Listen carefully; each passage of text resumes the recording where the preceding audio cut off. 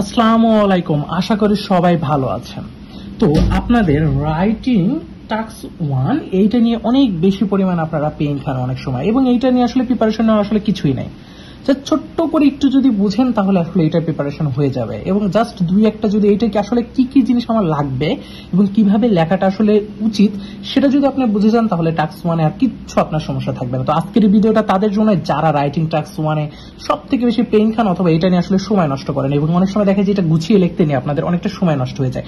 এটা just 10 minute সময়ই আপনাদের জন্য এনাফ এটাতে লেখার জন্য। তো আজকে আমি রাইটিং টাস্ক 1 এর ইন্ট্রোডাকশন, কিভাবে ব্যান্ড 5 লেভেলের একটা ইন্ট্রোডাকশন হয় এবং কিভাবে ব্যান্ড 8.5 লেভেলের একটা ইন্ট্রোডাকশন হয় সেটা আজকে দেখাবো। তো আজকের ভিডিওটা পুরোটাই হচ্ছে আমি কম্পেয়ার করবো একটা ব্যান্ড 5 লেভেল এবং ব্যান্ড 8 লেভেল। তো আপনারা যদি ব্যান্ড 5 লেভেলে লিখে থাকেন বা ওই রকম লিখে থাকেন ওভাবে লেখা যাবে না। তো আমি ব্যান্ড 8 লেভেলে কি কি জিনিস থাকতে হবে সেটাও একেবারে ক্লিয়ার করবো আজকের এই রাইটিং টাস্ক 1 ইন্ট্রোডাকশন ক্লাসে।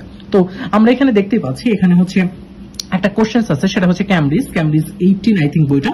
তো এখানে দেখতে পাচ্ছি এটা হচ্ছে টেস্ট 2 রাইটিং টাস্ক 1। তো এখানে দেখা যাচ্ছে যে এখানে একটা চার্ট দিল, তো এখানে বলে দিচ্ছে দ্য চার্ট দিল, এবং লাস্ট টাইম এখানে দেখতে পাচ্ছি summarise the information by selecting and reporting. তো আমার এখন কথা যে আমি এখান থেকে আসলে কি ভিজুয়ালাইজ করব। তো সবার আগে আমি যে জিনিসটা ভিজুয়ালাইজ করব সেখান থেকে সেটা হচ্ছে সব থেকে ইম্পর্টেন্ট, সেটা হচ্ছে আমি ইন্ট্রোডাকশন লেখার সময় তিনটা জিনিস আমার ভিজুয়ালাইজ করতে হবে। এক নাম্বার যে জিনিসটা সেটা আসলে কি ধরনের চার্ট, এটা আসলে কি চার্ট, এটা কি আসলে লাইন গ্রাফ নাকি এটা আসলে বার গ্রাফ, এটা আসলে কি সেটাকে আমার আগে ভিজুয়ালাইজ করতে হবে, সেটা হচ্ছে আমার এক নাম্বারটা। দুই নাম্বার যে পার্টটা, এই কোশ্চেন্সে যেটা বলছে শুধু এই স্টেটমেন্টটা, এই স্টেটমেন্টকে আমি সঠিকভাবে প্যারাফ্রেজ করতে হবে। যদি আমি সঠিকভাবে প্যারাফ্রেজ না করে আমি যদি এখানে যে ওয়ার্ডই আছে সেই ওয়ার্ডে যদি বসায় দিই তাহলে আমার কিন্তু হবে না, এবং আমার ব্যান্ড স্কোর কিন্তু 8 লেভেলের ইন্ট্রোডাকশন কিন্তু হবে না। তো এখানে কিন্তু ব্যান্ড স্কোর 5 লেভেলের যেটা আছে সেটা আমার হয়ে যাবে যদি আমি হুবহু ওয়ার্ডগুলা যদি আমি কপি পেস্ট করি। তিন নম্বর যে জিনিসটা সেটা হচ্ছে আমার টাইম পিরিয়ডটা থাকতে হবে, সেটা একটা গুছিয়ে লিখতে হবে। অনেক সময় দেখা যায় এখানে যেরকম টাইম পিরিয়ড আছে আমরা সেভাবেই লিখে দিই, যদি সেটা সেভাবেই লিখি তাহলে সেটা কিন্তু ব্যান্ড 5 লেভেলের হয়। আমি সেটা প্রমাণ সহ একটু পরে আপনাদেরকে দেখাচ্ছি। তো আমি কোশ্চেন্স পাওয়ার পর আমার যে জিনিসটা করতে হবে, এটা কি ধরনের গ্যাপ সেটাকে আমাকে টার্গেট করতে হবে, এটা হচ্ছে আমার এক নম্বর কাজ। দুই নম্বর হচ্ছে আমার প্যারাফ্রেজ করা, সেটা নিয়ে আমি একটু আগে বললাম হালকা করে একটু। আর তিন নম্বর যে কাজটা সেটা হচ্ছে আমি দেখবো এই টাইম পিরিয়ড গুলাকে যদি আমি প্যারাফ্রেজ করতে চাই তাহলে আমি একটা জিনিস খেয়াল করবো, এইগুলোর মধ্যে ডিফারেন্স কি আছে, কতটুকু আছে, সেই জিনিসটা আমি একটু খেয়াল করার চেষ্টা করবো। আমি দেখতে পাচ্ছি এইটার এটার মধ্যে ডিফারেন্স কতটুকু আছে, ডিফারেন্স হচ্ছে আমি দেখতে পাচ্ছি 7, 8, 9, 10, 10, তাহলে 4, তাহলে 4 ইয়ার করে, তাহলে ডিফারেন্স আছে কতটুকু, 4 ইয়ার করে ডিফারেন্স আছে। এবং এখানে দেখা যাচ্ছে 1, 2, 3, 4, 5টা। তো এখানে টোটাল হচ্ছে 5 আমার হচ্ছে ক্যাটাগরিজ আমি দেখতে পাচ্ছি। তাহলে এটা ক্যাটাগরিজ কয়টা, ক্যাটাগরিজ হচ্ছে 5 ক্যাটাগরিজ। তাহলে ভ্যারাইটির ক্যাটাগরিজ এখানে কিন্তু দেখা যাচ্ছে। আর এখানে আমি দেখতে পাচ্ছি অ্যানুয়াল ইনকাম, তাহলে ইনকামটা কিসের, অ্যানুয়াল ইনকাম মানে পার ইয়ারের ইনকাম। তো এই কয়েকটা জিনিস আমি ভিজুয়ালাইজ করে ফেলছি, কাজ শেষ। তো এখন আমি ইন্ট্রোডাকশনটা খুব সুন্দর মতো একটা ইন্ট্রোডাকশন লিখতে পারবো। তো আমি এখন দেখাবো আপনাদের ব্যান্ড 5 লেভেল এবং ব্যান্ড 8.5 লেভেলের ইন্ট্রোডাকশন কিভাবে লিখবেন। ওকে, তো এইটা হচ্ছে আমার হচ্ছে স্টেটমেন্ট। তো আমার প্রথম কাজ হচ্ছে আমার তিনটা জিনিস এখানে থাকতে হবে মাস্ট। তাহলে প্রথমে কি কি থাকতে হবে সেটা আমি আবার বলতেছি। প্রথমে আমার যেটা থাকতে হবে সেটা হচ্ছে আমার এই চার্টটা কিসের, মানে এটা কি আসলে বার চার্ট নাকি এটা হলো পাই চার্ট, আসলে এটা কি ধরনের চার্ট সেটা। তাহলে আমি লেখার শুরুতে প্রথমে আমি যেটা করব দা বার চার্ট, আমি এটা বার চার্ট, তাহলে আমি বার চার্ট, দা বার চার্ট। এখন আমি এখানে কিন্তু কম্পেয়ার্স লিখতে পারি, আমি ইলাস্ট্রেট লিখতে পারি, আমি শোস লিখতে পারি, তো আপনার যেটা ইচ্ছা। তো আমি যেটা বলবো ইলাস্ট্রেট। আচ্ছা, দা ওকে। তো এখন আমরা যেটা করবো, এখন আমরা প্যারাফ্রেজ করা শুরু করবো। আমার অলরেডি একটা ক্রাইটেরিয়া ফিল আপ হয়ে গেছে, সেটা হচ্ছে এটা কি ধরনের চার্ট সেটা আমি লিখে ফেলছি। তো আমি প্রথমে লিখতে চাচ্ছি হচ্ছে 8.5 লেভেলের একটা ইন্ট্রোডাকশন। তারপর আমি দেখাবো আপনারা যে 5 লেভেলের ইন্ট্রোডাকশনটা কিভাবে লেখেন সেটাও দেখাবো। বার চার্ট ইলাস্ট্রেট দা। তাহলে এখন আমার প্রতিটা জিনিস প্যারাফ্রেজ করতে হবে। তাহলে শোস এরপর থেকে করবো the number of house hold. এটাকে যদি আমি প্যারাফ্রেজ করি তাহলে লেখা যেতে কি the number of house hold. আমি হুবহু যা আছে সেটা লিখবো না, তাহলে লিখবো আচ্ছা। এবং এই হাউস হোল্ড গুলাকে আমি যদি দেখতে পাচ্ছি এইগুলা কিন্তু আসলে পুরোটাই আমি যদি চার্টে দেখি সেটা হচ্ছে ইউএস হাউস হোল্ড। তাহলে ইউএস হাউস হোল্ড, তাহলে আমি number of US house hold. তো আমি এখান থেকে যদি একটু নিই তাহলে আমার জন্য কিন্তু এখানে একটু প্যারাফ্রেজটা হয়ে যায় ছোট্ট করে। তাহলে আমি লিখতে পারি নাম্বার অফ কে আমি না লিখে আমি লিখতে পারি দ্য টোটাল। আচ্ছা, the total of US households, okay. আচ্ছা, এখন আমার যেটা করতে হবে, আমি এইটুকু পর্যন্ত লিখে ফেলাম। এখন এখানে ইউএস ছিল, আমি ইউএসটা ভিতরে নিয়ে আসছি। এই দুইটা জায়গা হচ্ছে একটু চেঞ্জ করে ফেলছি, ঠিক আছে। এখন এখানে আছে by their annual income in, by their annual, আমি এই পুরো অংশটাকে এখন একটু প্যারাফ্রেজ করার চেষ্টা করব। আমি চাইলে হচ্ছে অ্যানুয়াল ইনকাম আছে হচ্ছে এত এত এত, এই অংশটা আছে, আমি একটু নিজের মতো করে যদি আমি লিখতে পারি।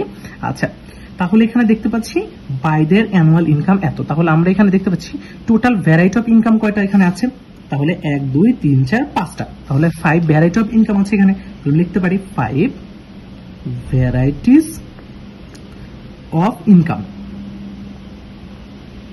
ওকে, তো এইটা লিখে ফেললাম। এখন আমার লিখতে হবে হচ্ছে টাইম পিরিয়ড, অলরেডি আমার প্যারাফ্রেজ করা শেষ, এই পর্যন্ত কিন্তু আমি প্যারাফ্রেজ করে ফেলছি। এখন আমার যেটা কাজ সেটা হচ্ছে আমার টাইম পিরিয়ডটা উল্লেখ করতে হবে। এখানে টাইম পিরিয়ড কত আছে, 2007, 2011 এবং 2015, এই টাইম পিরিয়ডটাকে এখন আমাকে লিখতে হবে। তাহলে আমি যদি এখন টাইম পিরিয়ডটা লিখি এটাকে, আচ্ছা, ভ্যারাইটি ইনকামটা কিসে ছিল, ভ্যারাইটি ইনকামটা আমরা দেখতে পাচ্ছি অ্যানুয়াল ইনকাম, তাহলে ভ্যারাইটি ইনকামটা হচ্ছে অ্যানুয়াল ইনকামকে আমি একটু যদি প্যারাফ্রেজ করে ফেলি 5 ভ্যারাইটি অফ ইনকাম, এখানে যদি আমি একটু লিখি পার ইয়ার, তাহলে আরো সুন্দর হয়ে যায়। আচ্ছা, তো এখন আমি এইটা টাইম পিরিয়ডকে এখন আমি নিজের মতো করে এখন কি করবো, প্যারাফ্রেজ করবো। তো আমি টাইম পিরিয়ড প্যারাফ্রেজের সময় সবসময় যে জিনিসটা লক্ষ্য করি সেটা হচ্ছে ইন্টারভালটা একটু দেখি। আমি এখানে ইন্টারভালটা যদি আমি এখানে অ্যাড করে দিই তখন আমার জন্য একটা ভালো একটা চান্স থাকবে আমার ব্যান্ড স্কোর বাড়ার জন্য। তাহলে এখানে টাইম ইন্টারভালটা আমি অ্যাপ্লাই করবো, ঠিক আছে। তো আমি টাইম ইন্টারভাল দেখতে পাচ্ছি কত, 4 ইয়ার, তাহলে এখানে যদি আমি লিখি উইথ 4 ইয়ার ইন্টারভাল,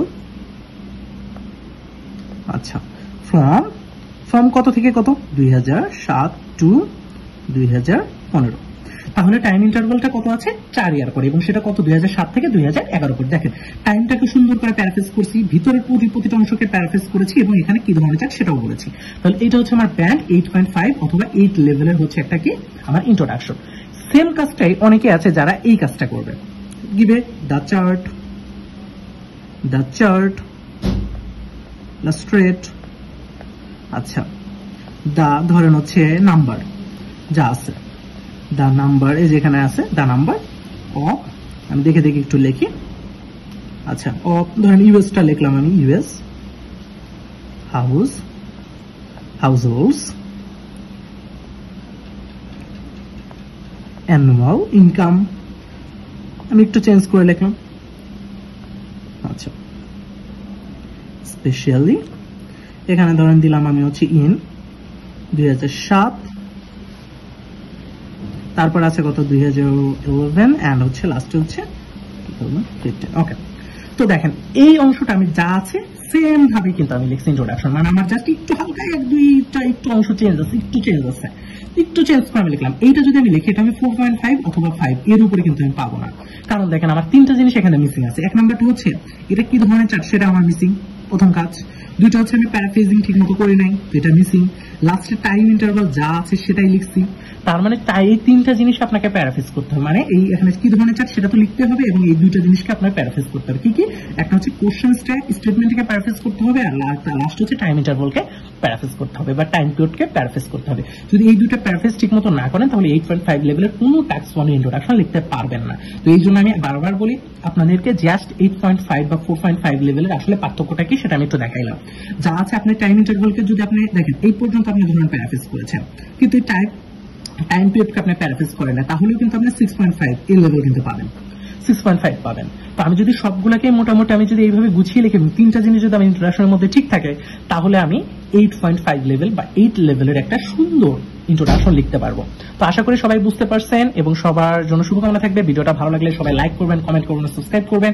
এরকম ভিডিও আরো যদি চান যে বডিটা কিভাবে গুছিয়ে লিখবো, তো আমি সব আপনাদেরকে প্রোভাইড করার চেষ্টা করবো, সবই ফ্রিতে দেওয়ার চেষ্টা করবো। সবাই ইউটিউব চ্যানেলের সাথে থাকবেন, সবাই ফ্রেন্ডদেরকে জানাবেন এরকম একটা সার্ভিস আপনাদেরকে দেওয়া হচ্ছে। তো সবাই ভালো থাকবেন।